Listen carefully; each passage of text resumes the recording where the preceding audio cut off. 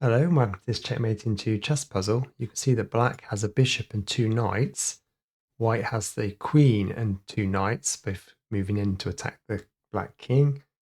It's white's turn, and you can get a checkmate in 2 moves. If you move the knight to e5, black moved the bishop to g3, which you can then take with the queen. That gives the king 1 escape square, so you don't get a checkmate in 2, but you can move up and get a checkmate in 3. If you move the queen to f1 to check the king, if black does block with the knight, you can move in and checkmate in 2. But if the king moves to e3, you don't get a checkmate in 2 this way. And if you try to move the knight to f3, the black can just retake with the knight, which doesn't get you a checkmate in 2 either. Let's take a look at the solution. Pause the video if you need more time. So the solution is to move the knight to e7. Black pushes the e-pawn, the knight can then move to d5 to checkmate the king in 2.